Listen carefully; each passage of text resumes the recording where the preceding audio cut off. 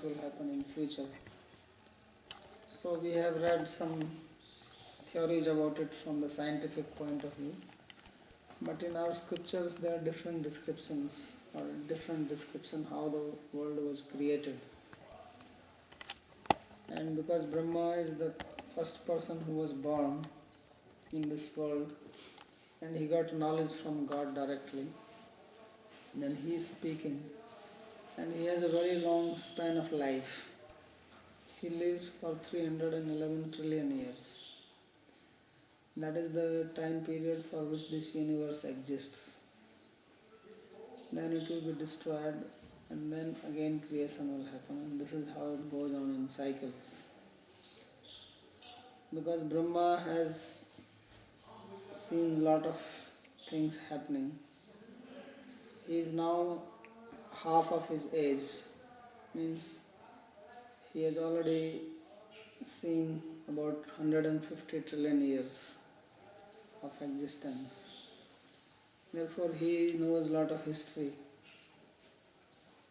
And thus he is explaining to Narada how different forms of God have appeared in this world in the past.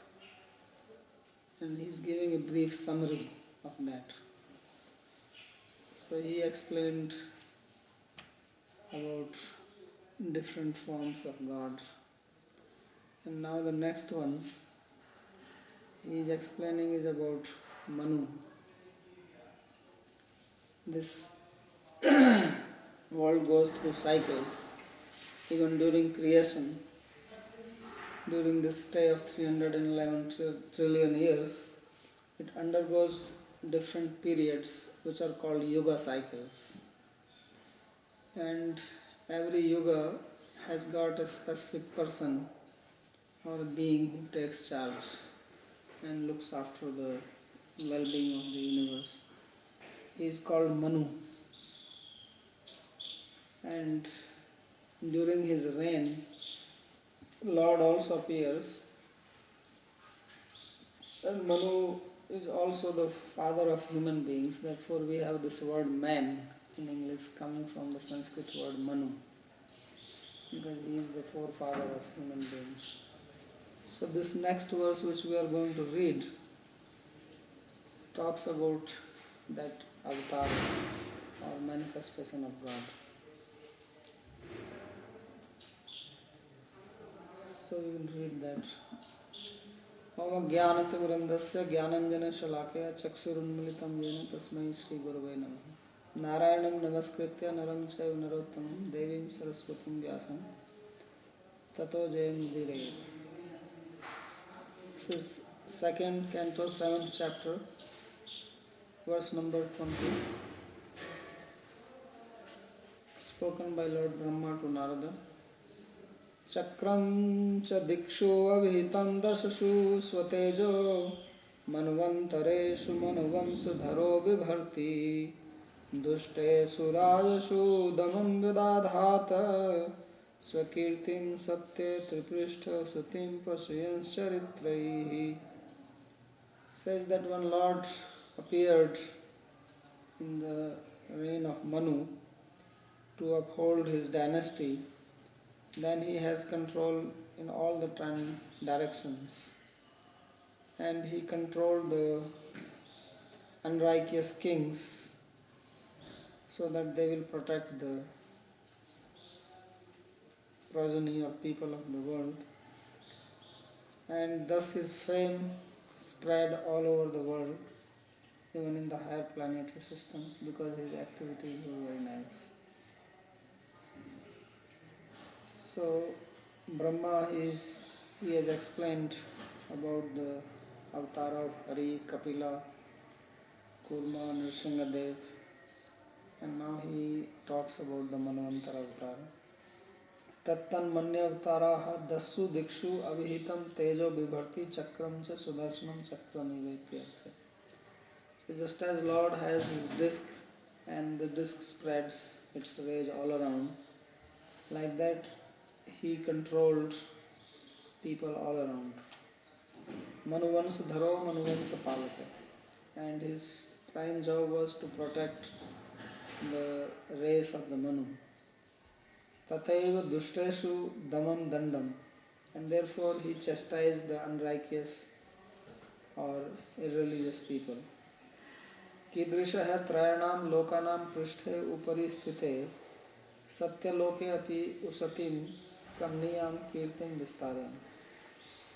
And his fame spread all over the universe up to the Satyaloka, which is above the three worlds. And in the next verse, he describes about Dhanvantari. So you know Dhanvantari, he is the god who brought Ayurveda on earth. So this verse is talking about that. There is a story which comes later on in this book, because this is just a list, and later on the stories will be given in more detail. That once upon a time there was a fight between gods and demons, and this is the war which always goes on. At every place there are two types of people. There are people who are righteous, pious, religious, who like to follow the law of the nature and the law of the land, and there are others who don't want to follow, and they trouble and exploit. So these two forces always fight. Even in our individual mind we always have a conflict. We get good ideas and then there are contrary ideas, and then there is always a conflict whether I should perform this or the other act. I should go to this place or not, I should eat this or not. So like that there was a war between Devas, the divine people, and Asuras, the demonic people. And the divine people, they were getting defeated. So they approached Lord for help. Then Lord said that you should make one medicine by drinking which you will become immortal, that when you will fight you will not get killed. So he said that you go to the ocean, there is one ocean, and you churn it. And when you churn, then nectar will come out of it. And you drink that. And by drinking you will become immortal. But the divine people, these demigods, they did not have the power to churn this ocean by themselves. Therefore they needed help. So, and demonic people were very powerful physically, so they wanted their help to churn it. But how to get them to do this job? So God told them the technique, that if you want their help, you tell them that they will also get a share,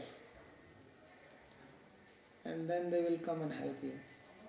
So it is not possible for any one of us to survive just by ourselves without taking help from others. And sometimes we even have to take help from people whom we may not like to take help. But if we want to achieve our goal, then it may be necessary, and therefore there is no harm.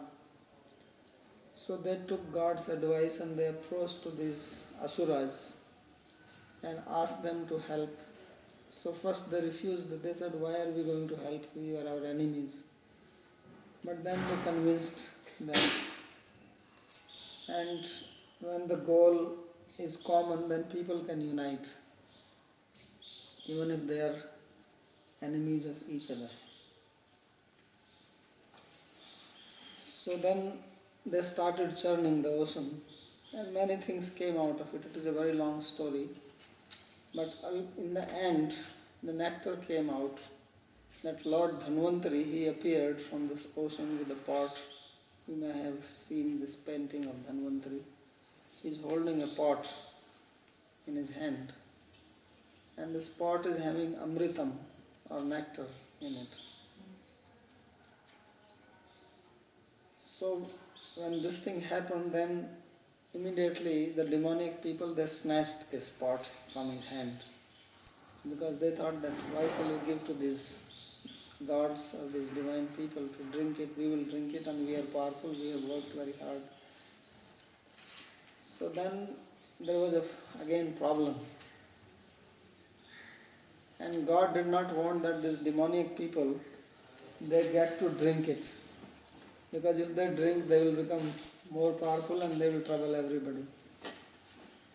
So then he devised a technique, how to trick. And before that there was a lot of running around with this part. Therefore, you may know that in India recently, in the month of January, there was a big Mela, Kumbh Mela. You have heard about Kumbh Mela?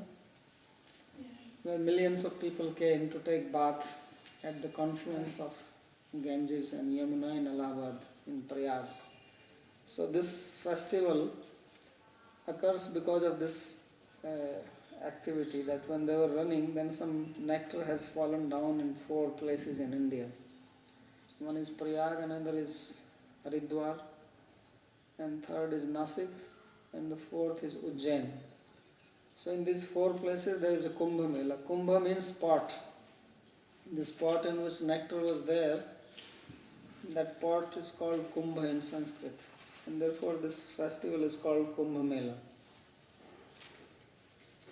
So every 12 years it happens. Because the higher beings, their one day is 12 years. Our 12 years make their one day.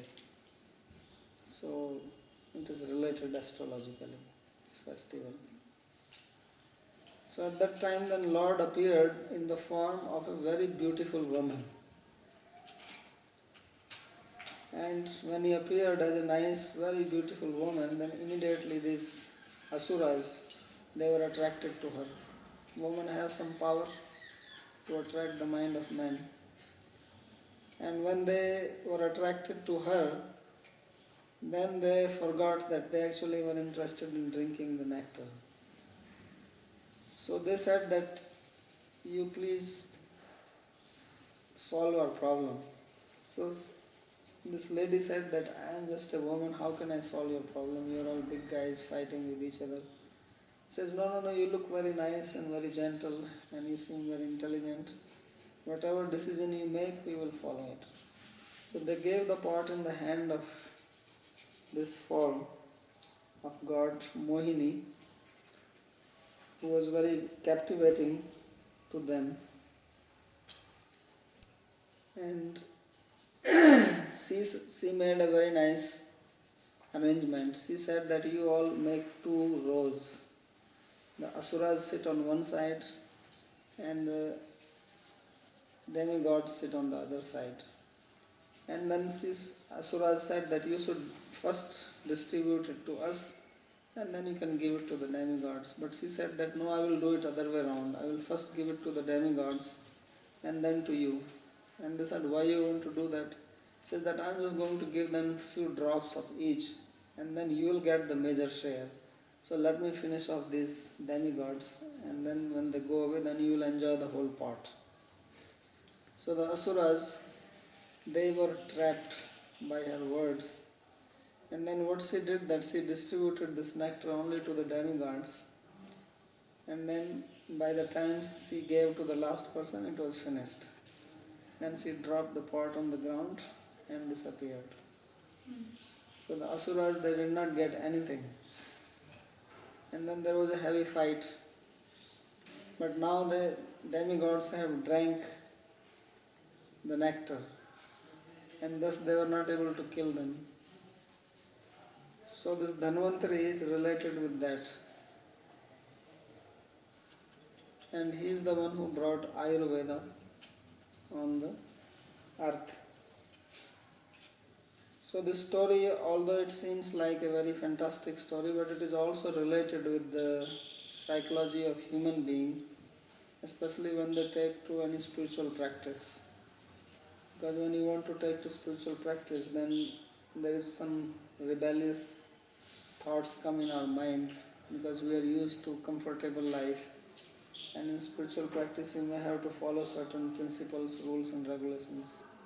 So this war goes on, and your goal is to get nectar or liberation or immortality. But in between there is a lot of churning which happens. And you have to take help from God if you want to get over the problems which will be created by your own mind, which acts demoniacally. And then only the nectar is available. So that story is being told or is referred to here, because the whole story will come later on. Says Dhanvantarischa Bhagavan Swameva Kirtir Namna Nirnam Pururujam Rujayashu Hanti Yagye Cha Bhagam Amritayurva Varundha Ayushcha Medam Anushasti Avatirya Loke. The next avatara of the Lord was called Dhanvantari, who is famous by his name, and just by taking his name one can become free from disease. His name is also medicine. That simply by his name one can cure disease. Pururujam says there are various types of diseases in the humanity. Nirnam means human beings.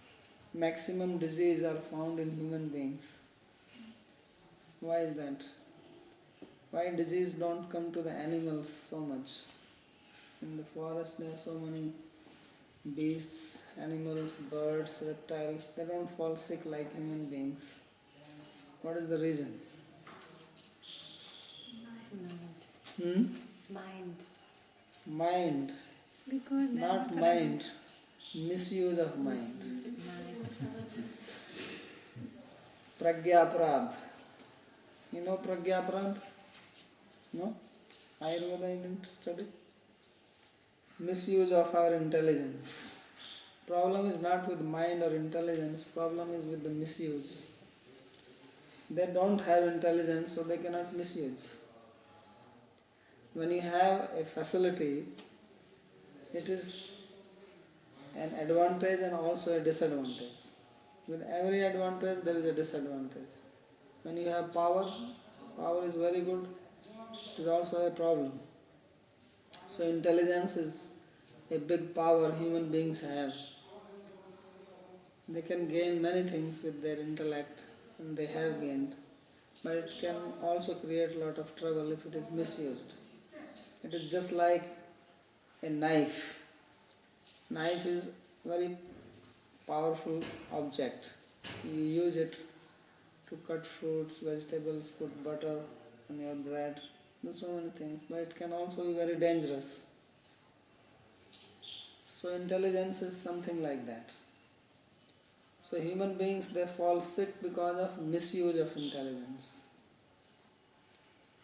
And when it is said that taking the name of Dhanvantari removes disease, it means that if we take the name of Dhanvantari, we also understand the teachings which he has given in Ayurveda.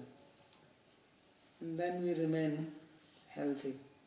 So it says, Yagye cha bhagam amritam ayus swavirundhe ayus chamedam anushasti avatirya loke. He has helped demigods to receive their share in the sacrifice. In the sacrifice there are mantras which are chanted to give oblations to the various gods. So these demigods, they have snatched away these oblations by their power, and Dhanvantari, he helped to retrieve it back. So that was one of his job he has done. And then also he propagated the knowledge of Ayurveda. There are 4 Vedas, and then there are 4 secondary Vedas. Ayurveda is one of the secondary Vedas. So this was brought down by Dhanvantari. So there is a commentary. Dhanvantari avataramaha kirti kirti swarupa eva sakshat kirti atishayokta. So he was very famous, and therefore he is called here as fame personified. Namna eva Dhanvantari iti shabdena eva.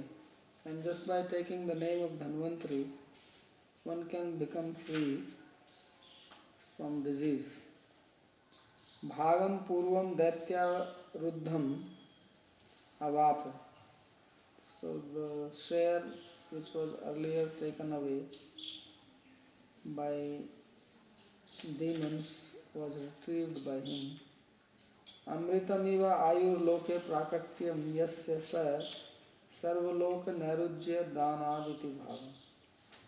So just as nectar has appeared, he also appeared like Amrit, and he gave life in the form of knowledge, because Ayurveda means science of life. It teaches us how to live healthy life in this world, what is good for our body, our mind, and what is not good, how we should live. This knowledge we need. The animals, they follow their nature, they don't transgress it. Human beings, they have the ability to transgress their nature. But transgressing can be in both ways, in good and bad. The animals, they naturally sleep at night. You see the birds, when it is dark, then they go to their nest, they sleep. And in the morning, they naturally wake up. But human beings can do it other way around. They can be awake whole night, partying, and then sleep in the day. But then it upsets our system, because in our mind also there is a clock, and our body also functions in a particular rhythm. So if we don't follow the rhythm of our body, then tension is created, blockage, and then disease comes from that.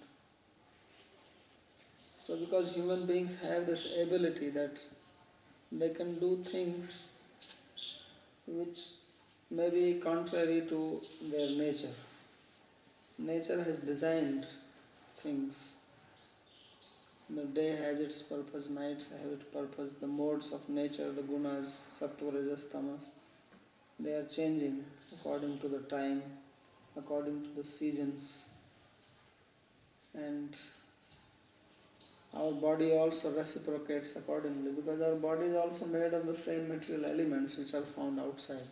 It's not made of anything extraordinary. The substance which goes to make this body is also coming from the nature outside. It's also made of food, the food we eat. And therefore, if we don't understand how it functions and how it has to be in harmony with the nature outside, then there is some imbalance created. And that imbalance is called disease in Ayurveda. Then our doshas become disturbed, imbalanced. So then there is a tension. And then one thing leads to another. When there is tension in the mind, then body also has some bearing on that. And if there is a tension in the body, then mind also is affected by that. And if there is tension in both, then both help each other to be more tense. So Ayurveda is the oldest knowledge of life and most natural. It is based on the natural principles given by God Himself, one who designed our body. He knows the best how to maintain it. So this is the knowledge which Dhanvantari brought for human beings. Avavrundha iti pathe avav sannam bhagam avrundhe lavate sma. So it is different in reading this verse. Some books have avavrundhe instead of avrundhe. Then it means avsannam bhagam avrundhe lavate sma. That part which was not available to the gods, he got for them. Ayur Vishyam Vedam Anushasti Pravarteti, and he propagated Ayurveda. Now it is not mentioned here, but there was also another Dhanvantari, and he was different from this Dhanvantari who appeared from the churning of the ocean. This Dhanvantari was a king in Banaras. He also propagated Ayurveda. So it could be a reference to any one of them or to both of them. The verse is not very specific. But the story which comes later on is about the Dhanvantari who came from the ocean. Then the next avatar is Parshuram. Parshuram is one avatar who came for a special purpose. That once upon a time there was a king and he became very unrighteous. He went and took away the cow of a sage. His name was Kartaviri Arjun. He went to the ashram of Parshuram's father, whose name was Jamadagni. And Jamadagni had a very nice cow. And this cow was giving not only a lot of milk, but it could also supply some other things. It has some yogic powers. So the king, when he saw this, he wanted this cow. And the sage refused to give.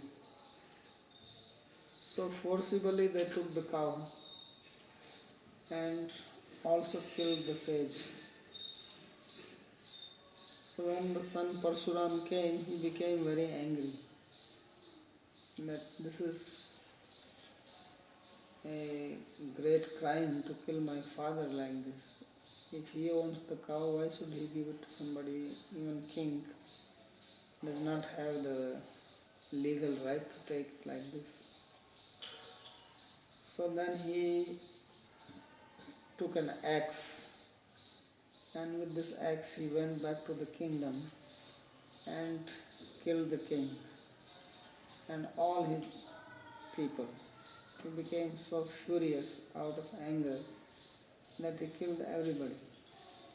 And then not only he killed him, he went around killing all the kings. All the royal people, they were killed by him. And there is a story that is the time that many royal people from India, they fled and they went to Europe. So usually people say that Aryans came from Europe to India, but our scriptures say that European people actually went from India because they ran away from here. They were all the royal clan, and then they went and became Europeans. So it is because of Parshuram that he was killing them. And he continued killing them for long periods of time. 21 times it seems he killed, as it is described here. Says Kshatram Chayai Vidhinopubhritam Mahatma Brahmadrup Uddhit Patham Narakarti Lipshu Uddhante Asau Nikantakamugra Viryas Trishapta Kritva Urudhara Parashvadhena. Says that Lord appeared as Parshuram. Parashu means an axe, and Ram was his actual name. But he became known as Parashuram because he was holding an axe in his hand. And he appeared to destroy the unrighteous kings who have gone against the Brahmanas or the saintly people who were teaching and giving knowledge to humanity. Says that these people, these kings who have become unrighteous and thus were not following the principles of religion, they were as if inviting hell for themselves. Because if one does not act properly, then one will be punished for that. Just as in the state, if you commit a crime, then police will get you and prosecute and you will go to the prison. Similarly, there is a higher order in this nature that if we cause disturbance to others, we take others' property, steal or kill others or harass, then even if the state is not punishing you, because sometimes you can avoid being punished by the state. You can go to another country or you can hide somewhere and police may not catch you. But you will get the reaction of your karma definitely, either in this life or next life. That is the higher police. Cannot avoid that. So he says that these kings who have become very impious and demoniac by nature, they were as if inviting misery for themselves. Hell means misery. So Parshuram, he killed them. Uddhanti asau avni kantakam, because these kings were just like the thorn in the body of earth. So he uprooted all of them 21 times because he was very ferocious by nature. When he became angry, he was very ferocious, and because he was empowered God, he had power in him to do that. So 21 times he killed the Kshatriyas. He went around killing. Urudhara Parashvadhena. And he was just using this axe which was very sharp and powerful. So this is the description about Parshuram. Parshuram Avataramaha Kshatriya Mahanti. He killed the Kshatriyas or the rulers. Kidrisham Chayaya Nasartham Vidhneva Ubhritam Ubdhokitam Raudrasmayaya Yasmai Upayatrena Brahm Samarpitam. So it is as if the Providence himself has brought these kings to him so that he could fight and kill them. Kshatram Kidrisham Brahmadruk. And what was the type of these Kshatriyas or royal people? These were the ones who were impious, being envious and jealous of the Brahmanas, the saintly, scholarly people. Sacha Hanane Hetu Rukta. And this was the reason that he wanted to demolish them. So in Bhagavad Gita, Krishna says that when unrighteous people become strong and powerful and subdue the pious, then he comes himself to destroy the unrighteous people. So Parshuram also came for that reason and killed. So this is how the description of various avatars is being given here. Next avatara which will be described is that of Lord Rama. That we will read in tomorrow's class. There is any question?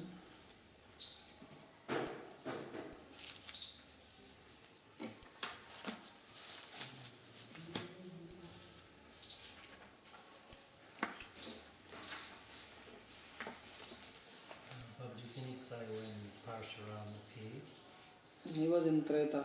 Treta. Because he was contemporary of Lord Ramachandra.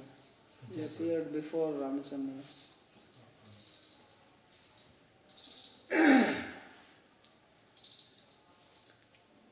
He also met Lord Ram.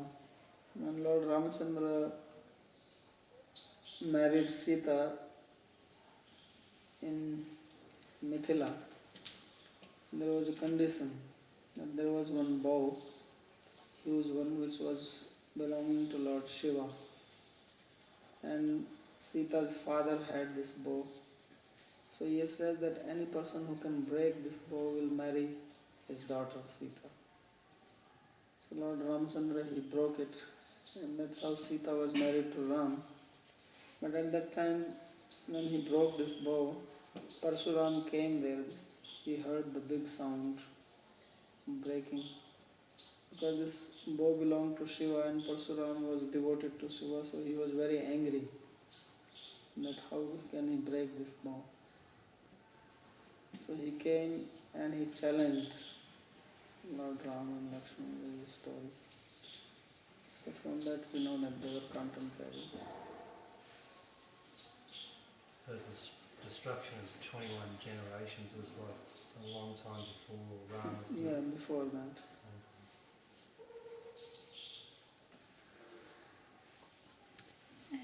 You mentioned that Parasuram is an empowered god. So what means that? I mean, Empowered to kill. empowered to kill. So this way he not like just his like a kind of duty.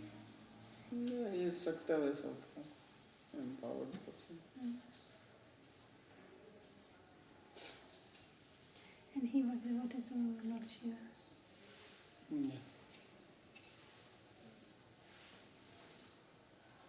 When Dhanvantari appeared, because you said about Mohini, when he appeared, When? when nectar came, so this nectar was carried by Dhanvantari. Yes. So when he disappeared, Who disappeared? because that Mohini was distributing the nectar. No, Dhanvantari just came and gave the pot and that's all. And then he left. Gave the pot to these people, two people. Yeah. And then he disappeared. And when did he give this knowledge of... And then he came again as Dhanvantari king in Banaras. Banaras.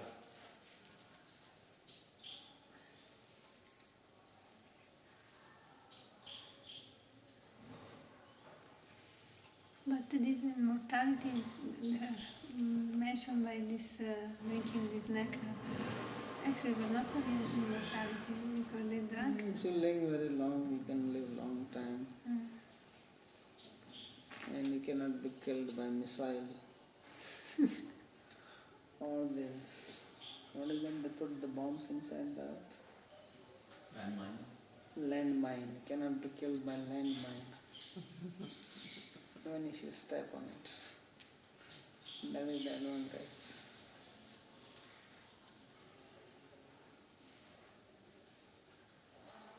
There's one statue of Parashuram, down Ramaradi Road, in that park. Do you know the history of that statue? There are many people here in Vrindavan who worship Parshuram. And every year they celebrate Parshuram Jayanti, appearance day of Parshuram. They take out a big procession. So they have made a statue for him. The Brahma community. It will come now, I think in the month of May or June.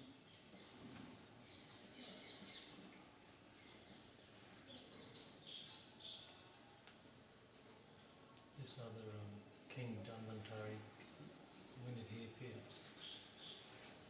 When he appeared, I think that was probably in Dwapara era.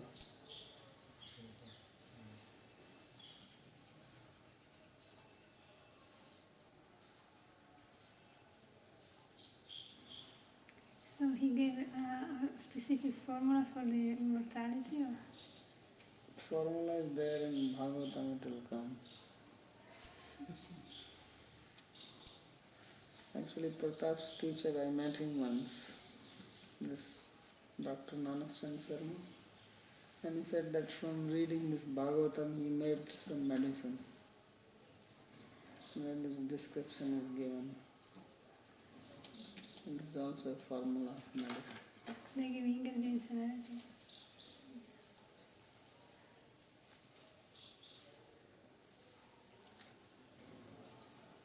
In the image of Dhanvantari, he's carrying a vessel, which is the vessel from which the nectar comes. He has 4 hands. He In one of his hands is a conch shell. What is it that's in the other two hands? Ayurveda Ayurveda. and Science of life. yeah. So is the conch shell.